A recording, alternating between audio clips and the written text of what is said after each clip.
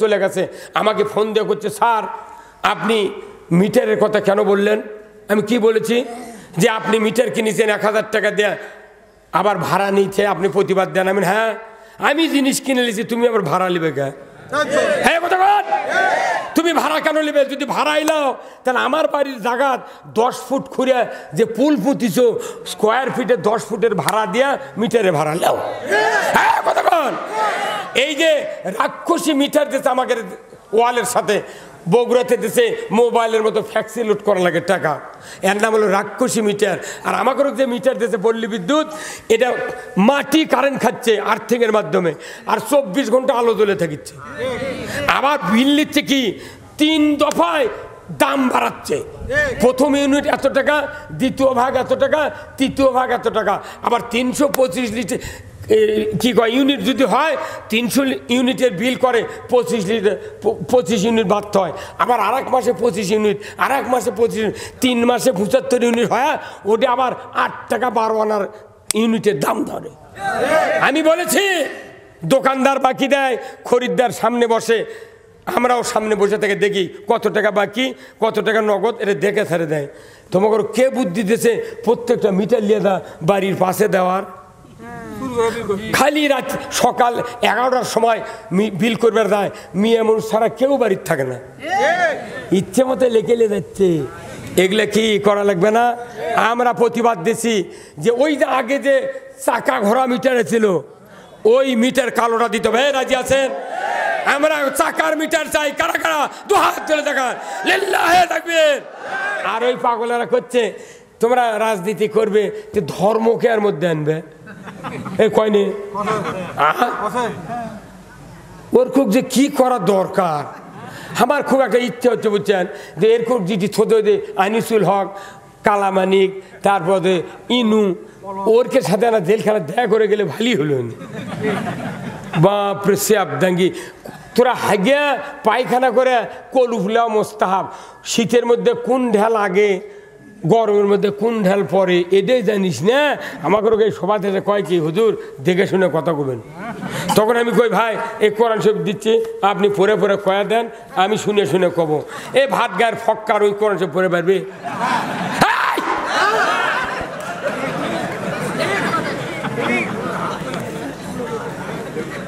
ওই কোরআন শরীফ পড়ে পারবে? হ্যাঁ, সেদিনকে কোন দিয়ে হারত গেছি, আদার হাইটির যা দেখি আদার দাম বেশি। আমি কোন বা তোমাকে ভুল, এই ফক্কার আদার দোকান করিচ্ছিল, ও অকার তোমরা তারে দেশ না হুদুর এমনি হেরে গেছে। ওই জন্য তো আদার দাম বাড়ি যায়। কথা কন কে রে, কি মিল দেখেন। আমরা আগে শুনেছি গরিব মানুষ যদি একটা বড় কথা কয়, তখন লোকেরা করছিল আদার ব্যাপারে জাহাজের খবর, এই ফক্কারের সাথে মিলে গেছে। তুই হলো আদার ব্যাপারী, তুই কোরআনের জাহাজের খবর কি জানিস?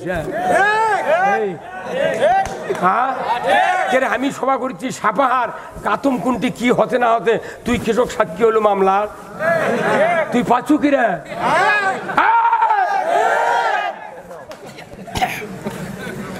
আদার ব্যাপারে হয় তুই জাহাজের পাতার ঠোকা মারিস, তুই পাচু কি? বেশি তেরিবেরি করবো না।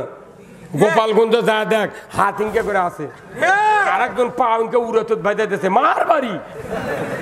গোপালগঞ্জে সূর্য উঠেছে, কি গানটা পারেন না?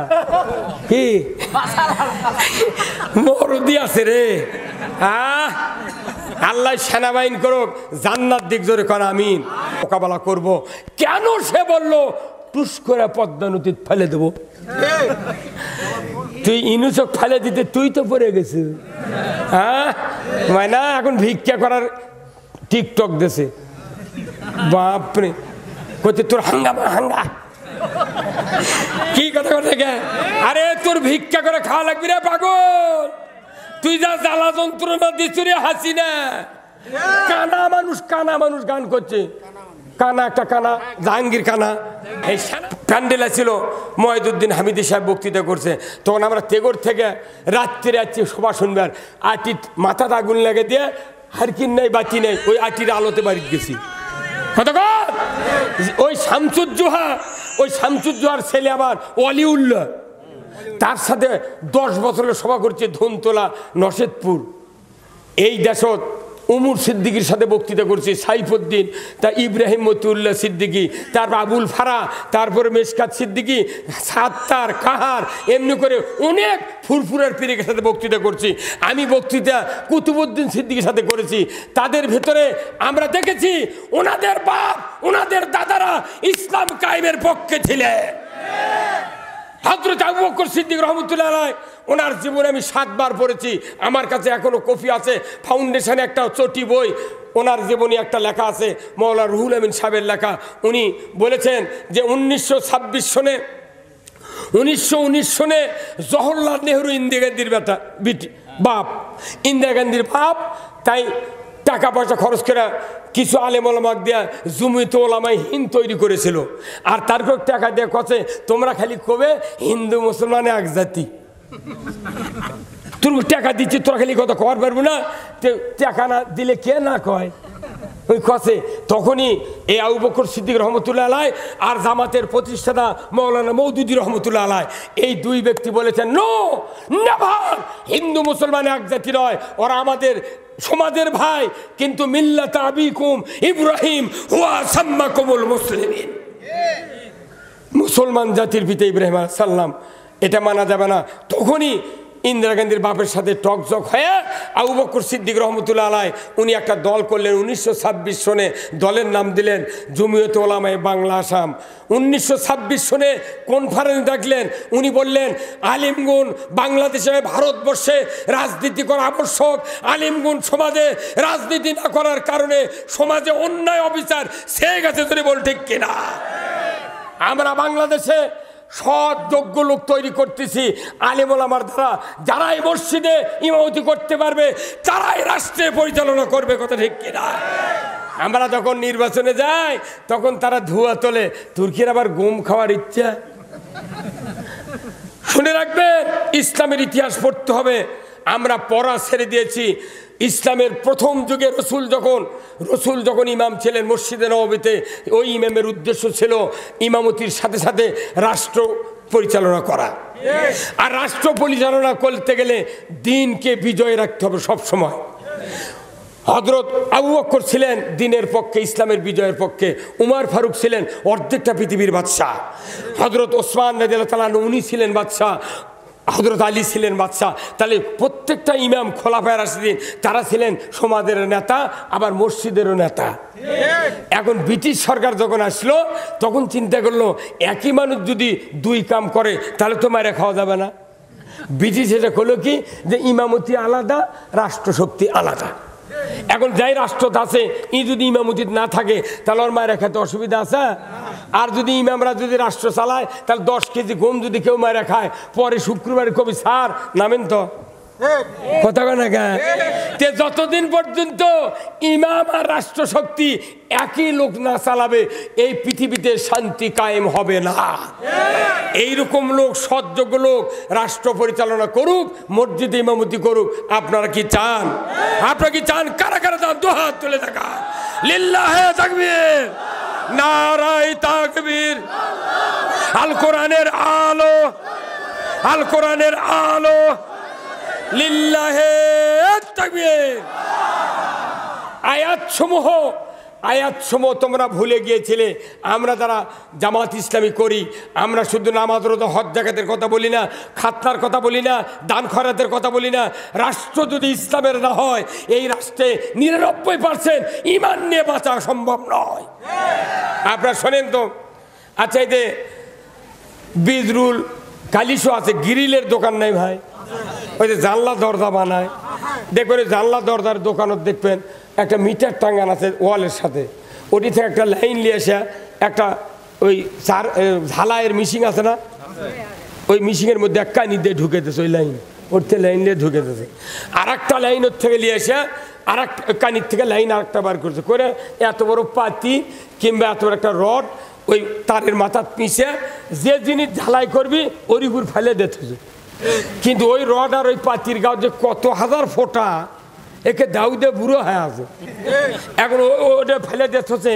এখন আপনি গ্রিলের মিস্ত্রি, তখন ওই আর একটা লাইন বার করছেন, করে ইনকে সিমটা আছে না এত বড় কাঠি, এই কাঠি ইনকে ধরছে, ধরে তুই ঝালাই করবো ওটা, কিন্তু আগের ওই ওই এমনি তো ওর গাঁত হাজার হাজার ফোঁটা, ওটি আবার কি করে ঘুরতে তখন ওই করছে ভাই তুই জানলা ঝালাই করবো আমার ঘুরতেস কে তোর করছে কে ঘুরতে মানে তো ঘুরতে এই জন্যই লাইন আছে নাকি কথা এই যে সরকারে যে ঘুরতে এলো আমাকে ওরা দেখিচ্ছে লাইন আছে নাকি কথা আমাকে লাইন ঠিকই আছে, তুই খালি একবার সুইচ দিয়ে দেখ কি করে দি কথা। এখন যদি ওই লাইন আলো হুট করে যদি আর্থিংয়ের লাইন অফ করে দেওয়া হয়, কিয়ামত পর্যন্ত ফোটার হবে, ঝালাই হবে হবে। এই যে কোরআন শরীফ হলো ডাইরেক্ট কারেন্টের লাইন পাওয়ার হাউস থেকে। এই কোরআনের থেকে আমরা কোরআনের কথা বলি, এটা পাওয়ার হাউস কোরআন, আমরা কোরআন থেকে কথা বলি, এটা ডাইরেক্ট কারেন্টের লাইন। এখন বাংলাদেশে ভারতবর্ষ যখন ছিল পুরো এই ভারতবর্ষ, তখন ব্রিটিশ 190 বছর শাসন করছে, তখন আলিম ওলামা ছিল কিন্তু বক্তৃতা দেশে কোরআনের পক্ষে। পাকিস্তান আমলে 24 বছর শাসন করছে, তারা কোরআনের বক্তৃতা হচ্ছে। তারপরে 54 বছর বাংলাদেশ স্বাধীন হয়, বক্তৃতা হচ্ছে। কিন্তু দেখা যায় খালি বক্তৃতার মনে বক্তৃতায় চলে, ঝালাই হয় না। কারণ কি? আর্থিং নাই। আর্থিং হলো রাষ্ট্রশক্তি। আমি যদি বক্তৃতা করি আহাল্লাল বাইয়া হাররামার রিবা ইয়া আইয়ুহাল্লাযিনা আমানু লা তাকুলুর রিবা ওয়াস-সারিকু ওয়াস-সারিকাতু ফাকতাউ আইদাহুমা, এইভাবে আমরা ইন্নামাল খামরু ওয়াল মাইসিরু ওয়াল আনসাবু ওয়াল আজলামু রিজসুম মিন আমালিশ শায়াতিন ফাস্তানিবুহু লাআল্লাকুম তুফলিহুন। জোরে কর আল্লাহু আকবার। আমরা খালি এর উপর বক্তৃতা দিচ্ছি, খতম তারে পড়ছি, কিন্তু ওই সুদের আয়াত, ওই জাকাতের আয়াত, ওই মদের আয়াত ওটি পৌঁছে যাচ্ছে, কোনো কাম নাই, আর্থিং নেই। আমরা জামাত ইসলামী চাচ্ছি এই দেশে আর্থিং কায়েমের জন্য, খালি আর্থিং এর লাইন দেওয়ার সাথে সাথে যেটি বক্তৃতা দেবো ওটি কাম হবে। এই কতক্ষণ আর ওই পাগলেরা করছে তোমরা রাজনীতি করবে, ধর্মকে আর মধ্যে আনবে, এই কয়নি ওর খুব যে কি করা দরকার। আমার খুব একটা ইচ্ছে হচ্ছে বুঝছেন, যে এরকম যেটি ছোট আনিসুল হক, কালামানিক, তারপরে ইনু, ওরকে সাথে না জেলখানা দেখা করে গেলে ভালোই হলো। বাপরে সে আবদাঙ্গি, তোরা হাগিয়া পায়খানা করে কলুফুলা মোস্তাহাব, শীতের মধ্যে কোন ঢেল আগে গরমের মধ্যে কোন ঢেল পরে এটাই জানিস না। আমাকে এই সভা থেকে কয় কি হুজুর দেখে শুনে কথা কবেন, তখন আমি কই ভাই এই কোরআন শরীফ দিচ্ছি, আপনি পরে পরে কয়া দেন, আমি শুনে শুনে কব। এই ভাত গায়ের ফক্কার ওই কোরআন শরীফ পড়ে পারবে?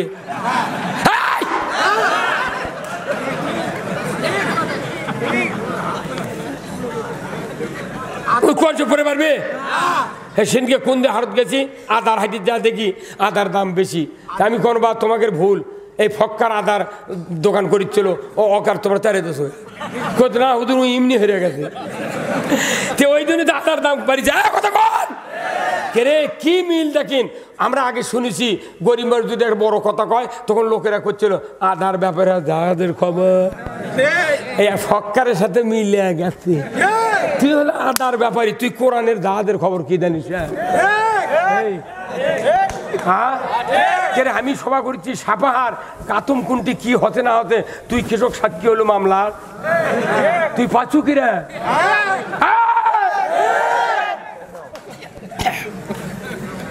আদার ব্যাপারে হয় তুই জাহাজের পাতার ঠোকা মারি, তুই পাচু কি? বেশি তেরিবেরি করবো না। গোপালগঞ্জ যা দেখ হাত ইনকে করে আছে, আর একজন পা ইনকে উড়ত বাইতে দিয়েছে মার বাড়ি। গোপালগঞ্জে সূর্য উঠেছে, কি গানটা পারেন না কি?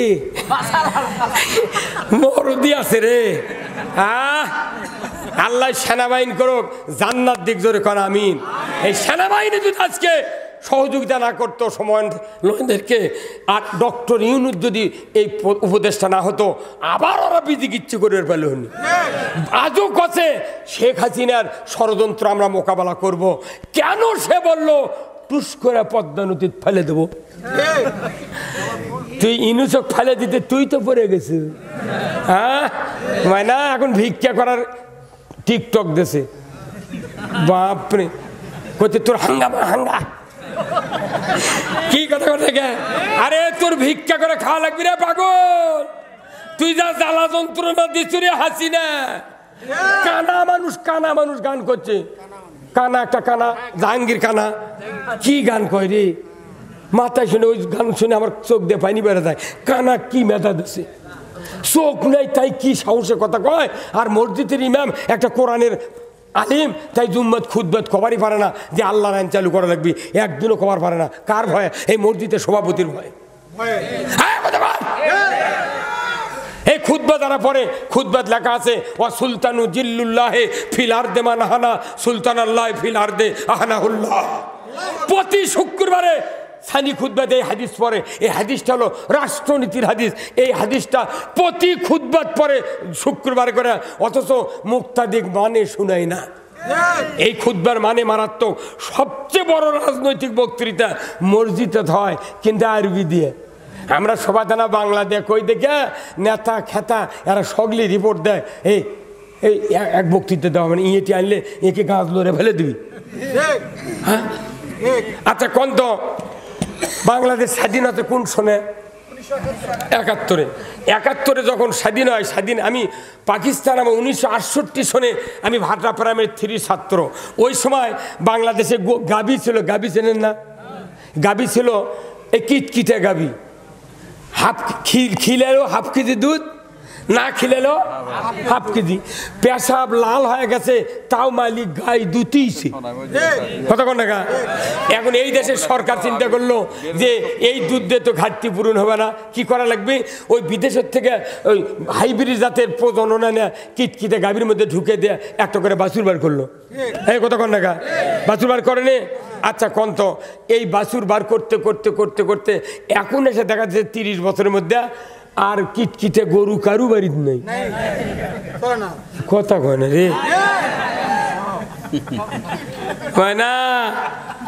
আমরা আগে থানাপতি একজনের বাড়িতে আইখঞ্জন দেখেছি, সাজনের বিকল্প কি? এখন আইখঞ্জন প্রায় বাড়ি বাড়ি গায়ে গায়ে।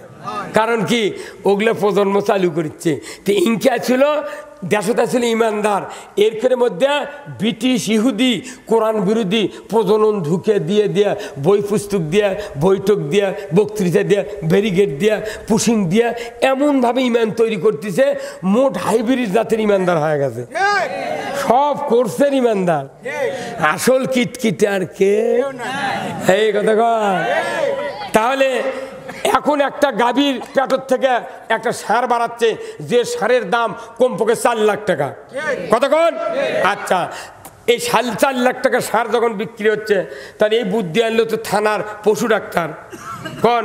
তাহলে পশু ডাক্তারের ধর্ম যে আমি এই দায়িত্ব পাচ্ছি, নতুন নতুন জাতের প্রজনন এনে গাভীর মধ্যে ঢুকে দিয়ে যদি 4 লাখ টাকা 8 লাখ টাকার সার বার করি, তাহলে আমার ক্রেডিট, জনগণ অর্থনৈতিকভাবে স্বাবলম্বী হবে। কথা কোন টাকা? আচ্ছা, এখন ইঞ্জিনিয়ার পড়তে পড়তে ডিপ্লোমা পাস করে মেরিন ইঞ্জিনিয়ার হচ্ছে, বুয়েট থেকে চুয়েট থেকে ইঞ্জিনিয়ার হওয়ার পর উনি এখন জাহাজ, একটা 4000 মন গমের জাহাজ বঙ্গোপসাগরের মাঝখানে বিকল হয়ে গেছে, আগেও যায় না পাশেও যায় না। ফোন করছে বুয়েটে যে একজন ইঞ্জিনিয়ার দরকার, আমার জাহাজ নষ্ট হয়ে গেছে, নিয়ে না গেলে গম পচে যাবি। তখন 2 লাখ টাকা বন্দোবস্ত করে হেলিকপ্টার দিলিয়ে সাগরের ভেতর ওই ইঞ্জিনিয়ারের নাম আছে। কোন?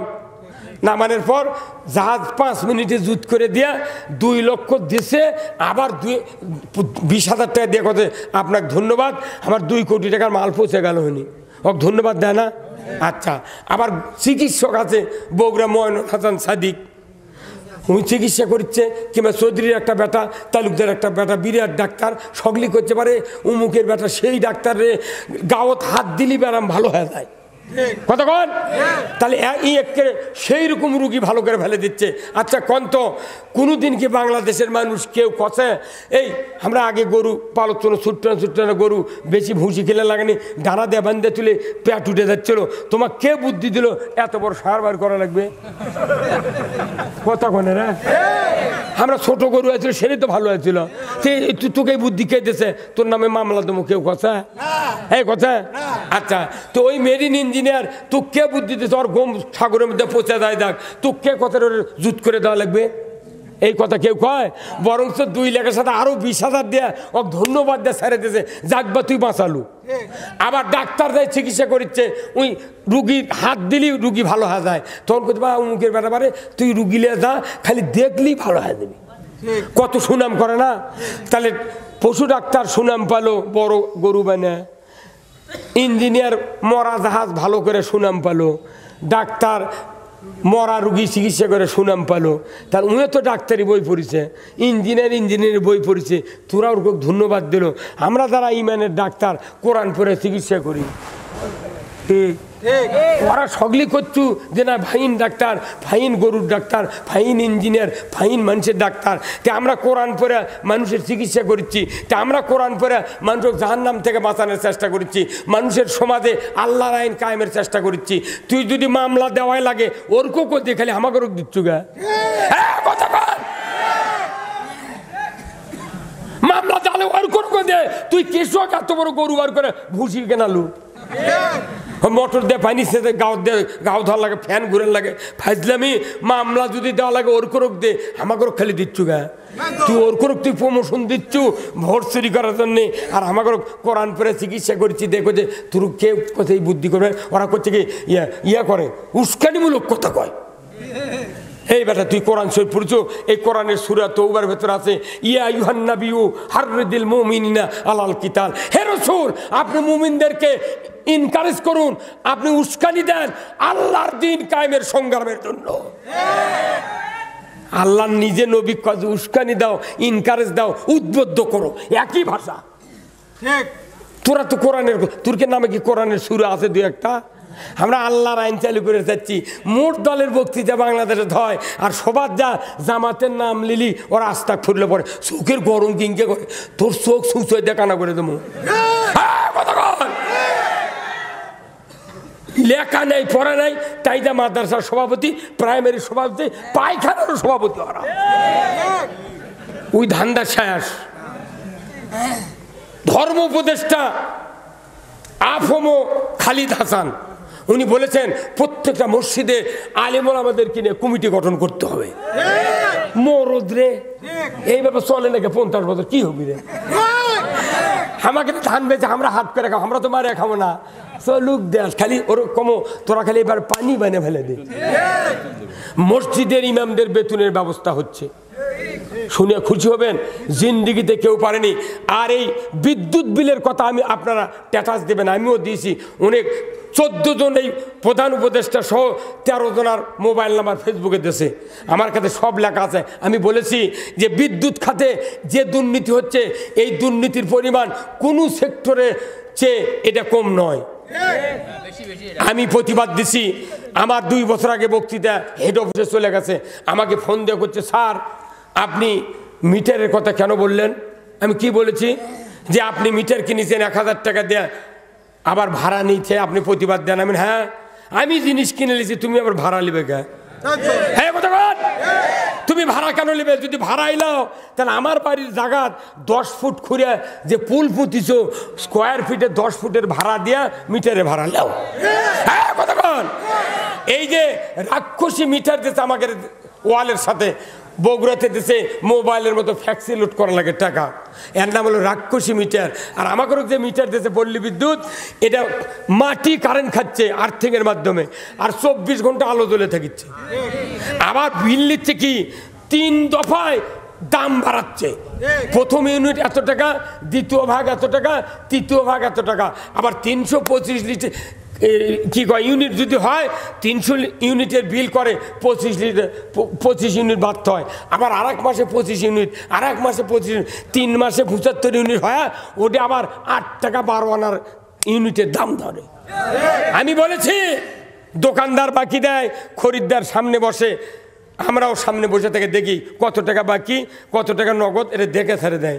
তোমাকে কে বুদ্ধি দিয়েছে প্রত্যেকটা মিটার নিয়ে বাড়ির পাশে দেওয়ার? খালি রাত সকাল 11টার সময় বিল করবার যায়, মেয়ে মানুষ ছাড়া কেউ বাড়ির থাকে না, ইচ্ছে মতো লেখে যাচ্ছে। এগুলা কি করা লাগবে না? আমরা প্রতিবাদ দিছি যে ওই যে আগে যে চাকা ঘোরা মিটারে ছিল, ওই মিটার কালোটা দিতে হবে। রাজি আছেন? আমরা চাকার মিটার চাই। কারা কারা দু হাত তুলে দেখান, লিল্লাহে তাকবীর। এই বারান্দাত বসে আছেন, আপনাকে মিটারের দরকার নাই? দু হাত তুলে দেখান, লিল্লাহে তাকবীর। আমরা প্রতিবাদ দিয়েছি, 2-3টা জায়গাতে আমরা ফোন করে অটোমেটিক করে দিয়েছি, এগুলো সব বাদ, চাকালা মিটার দাও। খালি গরিবের মাথা ওরা ভাঙ্গা খাচ্ছে। খবরদার, এই দুর্নীতি বন্ধ করার জন্য এ দেশটা সবচেয়ে জরুরি কোরআনের আইন। কারণ আল্লাহ রসুলের 1000 যদি সুন্নত থাকে, তার 1 নম্বর সুন্নত হলো কোরআন দিয়ে পৃথিবী শাসন করা। কোরআন দিয়ে যদি পৃথিবী শাসন না হয়, এই পৃথিবীতে শান্তি মতো বেঁচে থাকার কোনো সুযোগ নাই। 99% অত্যাচার নির্যাতন থেকে বাঁচা যাবে না। আসুন না, আমরা কোরআনের কথা এই জন্য বলি। এরপরে আসুন, আল্লাহ তাআলা সূরা মুদ্দাসসিরের ভেতরে বলেছেন 4টি দোষ থাকলে তারা সাকার নামক জাহান্নামে যাবে। তার 3 নম্বর দোষ হলো ওয়া কুন্না নাখুদু মাল খায়দিন। আল্লাহ বলেছেন, যারা ইসলামকে বিলুপ্ত করার চেষ্টা করে, আমরাও তাদের সাথে প্রচেষ্টায় রত ছিলাম। জোরে বলুন ঠিক কিনা? ইসলাম যারা কায়েম করতে চায় না, তারাও এদেশে ইসলামের বিরোধিতা করে, কথা ঠিক কিনা? আমরা তাদের সাথে থাকতে চাই যারা বাংলাদেশে ইসলাম কায়েম করতে চায়। জোরে বলুন ঠিক কিনা? রাজি আছি কি আমরা? দু হাত তুলে দেখান।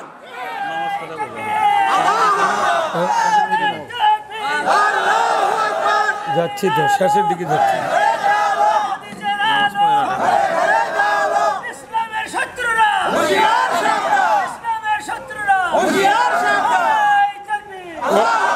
ওরা এমনি সাবধান হয়ে গেছে, আবার কয়বার সাবধান করবে বোঝে না। ওরা এমনি সাবধান হয়ে গেছে। কেবে পুনের লোমসা, ওর নাম কি ছিল? মার মরুদি রে।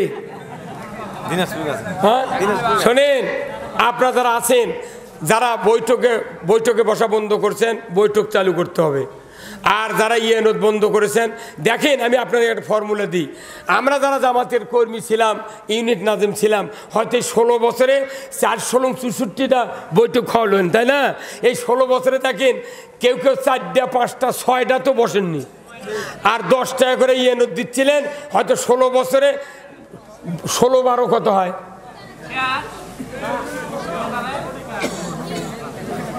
16-12 মাস। 16 দিয়ে 12 গুণ করলে যত মাস হয়, হয়তো দেখবেন 7 মাসেরও ইয়েনত দিইনি। এই সামান্য খালি সাথে লেগে থাকার কারণে দেখেন দেশত মনে হয় খই ফুটাফুটি পান্টি। আপনার যদি আগামী এই বছরের 4 মাস, এই 24 সালের 4 মাস, 25 সালের 16 মাস, 12 মাস, তাহলে কয় মাস হলো? 16 মাস। 12 আর 4, এই 16 মাসে যদি আমরা 50 টাকা, 100 টাকা, 10 টাকা, 5 টাকা করে ইয়েনত দিই, এই দেশে কোরআন বিজয়ের জন্য আন্দোলন করি, আল্লাহর ইজ্জতের কসম, আগামী নির্বাচনে বাংলাদেশে আল্লাহ তাআলা দিন বিজয় করে দিবে। আপনারা কি ইসলাম কায়েমের জন্য অর্থ দিতে রাজি আছেন? কারা কারা দু হাত তুলে দেখান, লিল্লাহে তাকবীর। অর্থ ছাড়া কাজ হবে না। আপনাদেরকে আরেকটি কথা বলবো, আগামী অক্টোবরের 2 তারিখ, 3 তারিখ, 4 তারিখ বগুড়া সেন্ট্রাল হাই স্কুল চেনেন না? যেখানে সাইদি সাহেব সর্বশেষে তাফসির করে তা গ্রেপ্তার হলেন, ওই মাঠে 3 দিনব্যাপী তাফসিরুল কোরআন মাহফিল হবে। আপনাদের কাছে কুপন আসবে, সাধ্যমতো টাকা দিতে হবে। কমপক্ষে 7 লক্ষ টাকা দেয়া আমরা বাংলাদেশ মজলিসুল মুফাসসিরিন এবং ওলামা মাশায়েখ কমিটির থেকে 3 দিনব্যাপী তাফসিরুল মাহফিল করতেছি, সিরাত মাহফিল। আপনাদেরকে সহযোগিতা করতে হবে। আমরা টাকা অভাবে কাজ করতে পারছি না। 16 বছর ধরে আমরা অনেক কিছু হারিয়েছি, আর হারাতে রাজি নয়। ইসলামের কথা, কোরআনের কথা সবার সামনে আমরা পৌঁছে দেব। কারণ আল্লাহ বলেছেন, হে মুহাম্মদ, বদরের প্রান্তরে 17 রমজান যুদ্ধ করতে এসেছো, রোজা ছেড়ে দাও। বদরের প্রান্তরে রোজা ছেড়ে দিয়ে সাহাবীরা ইসলাম কায়েমের আন্দোলন করেছে। উহুদের যুদ্ধে গোসল করে নাই, ফজরের নামাজ পড়ে নাই হযরত হানজালা। উনি 4র্থ আসমানে হাউজে কাউসারের পানি দিয়া, ফেরেশতা দিয়া আল্লাহ তাআলা গোসল করায় দিয়েছেন, কথা ঠিক কিনা? তাহলে বোঝা যায় রোজার চেয়ে দামি হলো আল্লাহর আইন চালু করার কাজ, নামাজের চেয়ে দামি কাজ আল্লাহর আইন চালু করার কাজ। এই ফরজ গোসলের চেয়ে দাবি হলো আল্লাহর আইন চালু করার কাজ। জোরে বলুন ঠিক কিনা? আমরা সবাই মিলে একসাথে ঐক্যবদ্ধ হয়ে, কে চরমনায়, কে পীর সাহেবের মুরিদ, কে তবলিগ, কে বিএনপি, কে খেলাফত মজলিস, আমরা এই ভেদাভেদ করব না। আমরা সবাই মিলে আমরা আল্লাহর আইন চালু করতে চাই। কাউকে আমরা কটাক্ষ করে কথা বলবো না। আসুন বাংলাদেশকে নতুনভাবে গড়ি, সুজলা সুফলা এই দেশ, আগামী সম্ভাবনা প্রজন্মের জন্য দেশটা শান্তিপূর্ণ করে দেওয়ার আল্লাহ তাআলা তৌফিক দান করুন। সবাই আল্লাহুম্মা আমিন। এতক্ষণ ধরে আমি যে কথাগুলি বললাম, বলার ভেতরে ভুল ত্রুটি হয়ে থাকলে মেহেরবানি করে ক্ষমা করবেন। আমি সকলের কাছে দোয়া চাই, সকল ভাইদের জন্য দোয়া করে আমি আবার কথা শেষ করছি। ওমা তাওফিক ইল্লা বিল্লাহ ওমা আলাইনা ইল্লাল বালাগ। আসসালামু আলাইকুম ওয়া রাহমাতুল্লাহি ওয়া বারাকাতুহু। এই নামাজ হবে, থামেন, দোয়া ওঠেন না, দোয়া হবে তো, ওঠেন কে? দোয়া হবে, দোয়া হবে, দোয়া হবে, বসেন। কোনো তাবারক নাই তো, ভালো। নামাজ খুলনায় হবে, নামাজ এখানে হবে, কিছুক্ষণ আলাদা হবে। এতক্ষণ যিনি আমাদের সিরাত মাহফিলের বক্তব্য রাখলেন প্রধান মেহমান হিসেবে মাওলানা যুক্তিবাদ সাহেব, আমাদের